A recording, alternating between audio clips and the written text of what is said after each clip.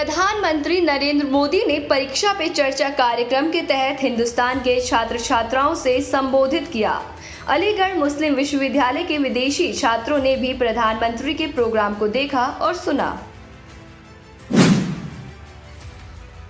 अलीगढ़ मुस्लिम विश्वविद्यालय के छात्र छात्राओं ने हिजाब प्रचलन के समर्थन में शांति मार्च कर प्रदर्शन किया।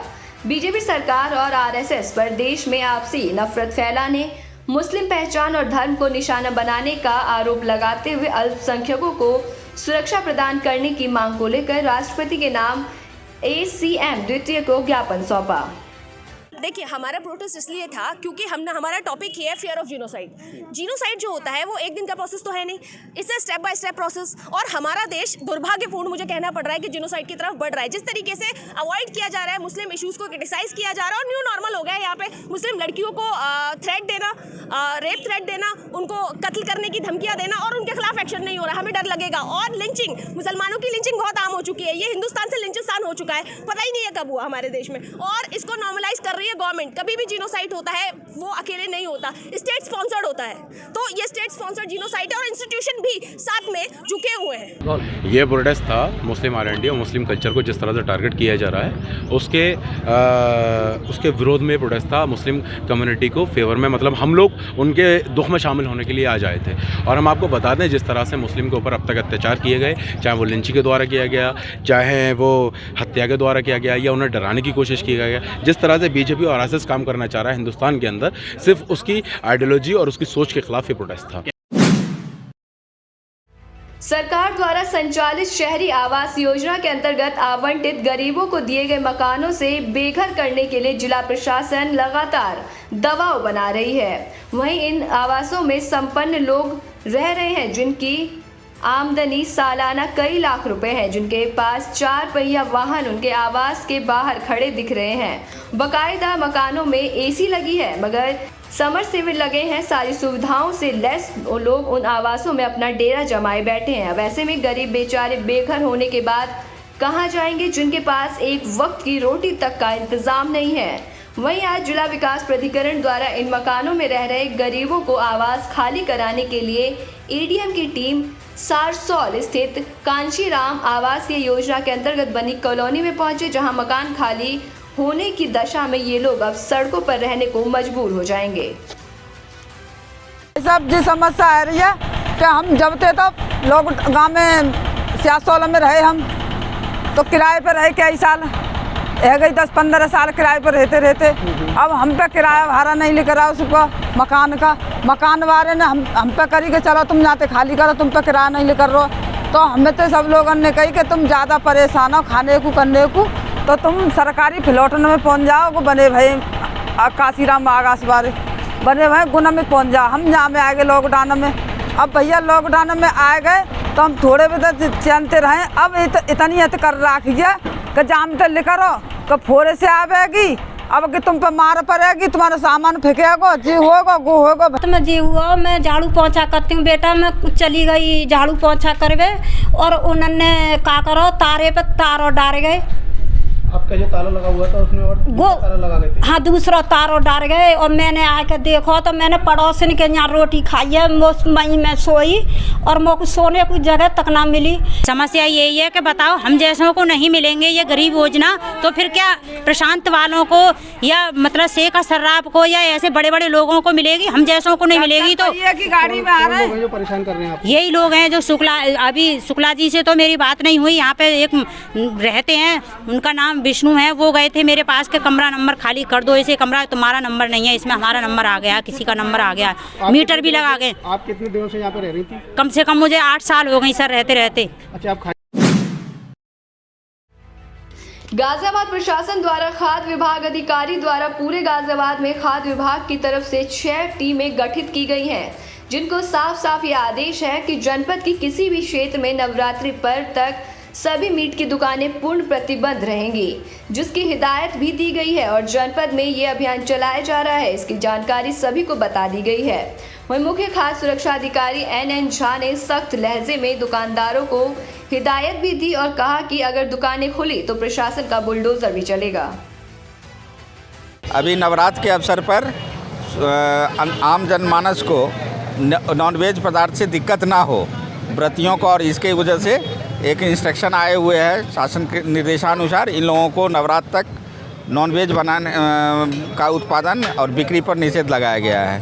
साथ ही जो लोग बाहर में खुला सामान बेच रहे हैं उन सबको मैंने अंदर कर दिया है और हिदायत दे दी गई है कि अगर इस तरह से इंक्रोचमेंट करेंगे तो अगली बार सबको तोड़वा दिया जाएगा नगर निगम के सहयोग से। शपथ ग्रहण करने के बाद शुक्रवार को पर्यटन मंत्री ठाकुर जयवीर सिंह सैकड़ों गाड़ियों के काफिले के साथ जनपद मैनपुरी पहुंचे। उनके आगमन से पहले जनपद के बॉर्डर नवीगंज से लेकर मैनपुरी शहर तक कस्बा नवीगंज, बेवर, भोगांव, ललूपुरा पार्टी कार्यालय के अलावा जनपद शहर में उनका जगह जगह माल्यार्पण और शॉल उड़ाकर भव्य स्वागत किया गया और बीजेपी से कैबिनेट मंत्री चुने जाने पर उन्हें लोगों ने बहुत बहुत बधाई दी। तो वहीं वे मीडिया से रूबरू हुए। उन्होंने कहा कि वे जनपद मैनपुरी के जनप्रतिनिधि हैं, मैनपुरी सदर सीट से विधायक भी हैं। हम अपने उत्तरदायित्व का पूर्ण तरह से निर्वहन करेंगे।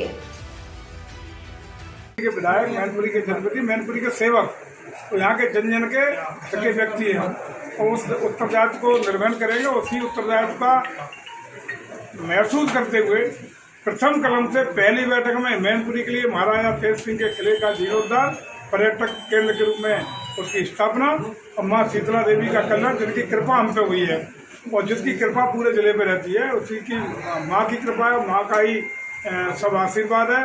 माँ ने अपना कल्याण करने के लिए हो सकता है हमें जिम्मेदारी दी हो, तो माँ का भी कल्याण हमने शीतला देवी ने किया है।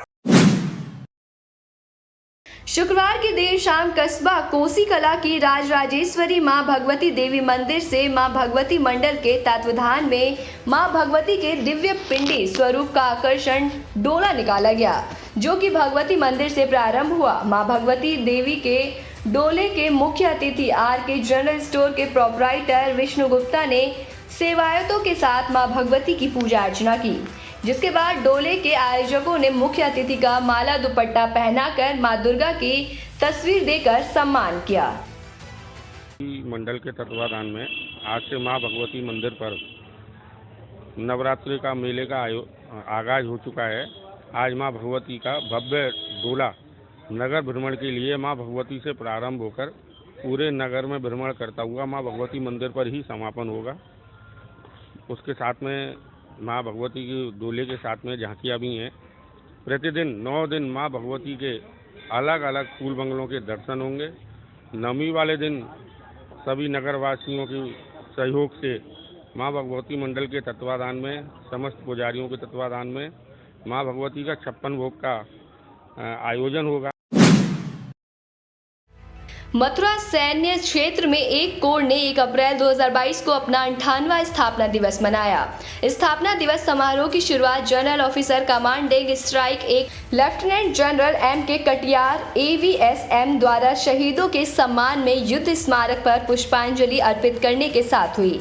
Lieutenant general M.K. कटियार ने एक कोर के बहादुर जवानों को अपने संदेश में कहा कि मैं इस अवसर पर अपने योद्धाओं की व्यावसायिकता, समर्पण और बलिदान को स्वीकार करता हूं तथा कई लड़ाइयों और युद्धों की साक्षात यादों और सामूहिक अनुभवों के लिए उन्हें धन्यवाद देता हूं। मथुरा के छाता तहसील स्थित प्रसिद्ध नरी सेमरी देवी मंदिर पर विश्व हिंदू परिषद छाता प्रखंड अध्यक्ष डॉक्टर लव सिंह और बजरंग दल संयोजक हिमालय प्रताप सिंह आयोजनकर्ता के द्वारा आज हिंदू नव वर्ष और चैत्र नवरात्रि के उपलक्ष्य में नरी सेमरी देवी मंदिर पर भव्य एवं दिव्य संध्या आरती का आयोजन किया गया। इसी के साथ दीपदान और वृक्षारोपण संकल्प कार्यक्रम का भी आयोजन हुआ, जिसमें बतौर मुख्य अतिथि RSS के विभाग प्रचारक गोविंद और दीपक पंडित, प्रदेश अध्यक्ष हिंदू युवा वाहिनी समेत अन्य कार्यकर्ता मौजूद रहे। ये जो कार्यक्रम रखा है हिंदू धर्म के प्रचार और उत्थान के लिए हम माँ भगवती से प्रार्थना करेंगे कि हमारा वैभव बढ़े, धर्म का झंडा लहराए विश्व में और हिंदू धर्म का प्रचार। डिप्टी सीएम केशव प्रसाद मौर्य वाराणसी के सर्किट हाउस पहुंचे, जहां पर उन्होंने कई चीजों को लेकर बात की। उन्होंने कहा कि यूपी के अंदर कोई भी अवैध कारोबार नहीं चलेगा। पेपर लीक के मामले में कहा कि बच्चे देश का भविष्य हैं और देश के भविष्य के साथ खिलवाड़ बर्दाश्त नहीं की जाएगी। अपराधियों को लेकर कहा कि अपराधियों का संरक्षण करने का जो भी प्रयास करेगा उन्हें बाबा विश्वनाथ जी माफ नहीं करेंगे। मीडिया को सवाल करते हुए कहा कि जब अखिलेश यादव जी सीएम योगी जी से मिले तो मीडिया ने क्यों नहीं पूछा कि वो कब बीजेपी में शामिल हो रहे हैं। उत्तर प्रदेश में बाबा विश्वनाथ जी की नगरी में मैं दर्शन करके विकास की यात्रा शुरू करना चाहता था। आज उसके लिए ही आज यहाँ पर आना पड़ा, आया हूँ। दूसरा, कल से नवरात्रि भी है, नया संवत्सर भी है। उसकी मैं आप सबके माध्यम से पूरे प्रदेशवासियों को, काशीवासियों को, प्रयागवासियों को, देशवासियों को, सबको बहुत बहुत शुभकामना देता हूँ। हमारा लक्ष्य, हमारे माननीय प्रधानमंत्री जी की मंशा गांव और गरीब का विकास है और उस विकास की यात्रा को तीव्र गति से आगे बढ़ाने का काम। नवरात्र का पर्व शुरू हो चुका है और इन 9 दिनों में देवी पूजा का विशेष महत्व है। परमात्मा की वो शक्ति जो स्थिर और गतिमान के साथ साथ संतुलित भी है। किसी भी प्रकार की साधना के लिए शक्ति का होना जरूरी है और शक्ति की साधना का पथ अत्यंत गूढ़ और रहस्यपूर्ण है। हम नवरात्र के व्रत इसलिए करते हैं ताकि अपने भीतर की शक्ति संयम और नियम से सुरक्षित हो सके, उसका अनावश्यक उपयोग ना हो। संपूर्ण सृष्टि में जो ऊर्जा का प्रवाह है उसे अपने भीतर रखने के लिए स्वयं की पात्रता तथा इस पात्र की स्वच्छता भी जरूरी है। माता से मनोकामना मांगने आते हैं, मेरे बाल बच्चा घर परिवार सुख शांति से रहे, अच्छे से रहे। बस माता से विनती करते हैं कि हम लोग आगे भी ऐसे ही रहे, माता रानी के दर्शन करते रहे। हर एक साल आते हैं, नहीं हम हर एक साल आते हैं। चैत के और कुवार के नवरात्र में हर एक साल आते हैं। माता से मांगे हैं कि आप सबको सुखी से रखिए, सबको अच्छे से दर्शन करवा दीजिए, सबके दुख को हरिए, माँ सबकी मनोकामना पूर्ण कीजिए। अब आप अपने पसंदीदा चैनल राजपूत टीवी को देख सकते हैं पसंदीदा OTT प्लेटफॉर्म पर। Daily Hunt, rock TV, MX player, i2i, eBaba, Vodafone TV, Jio TV, Jio fibre box, Paytm TV, IPTV Galaxy, Fastway, IPTV और रॉक टीवी पर।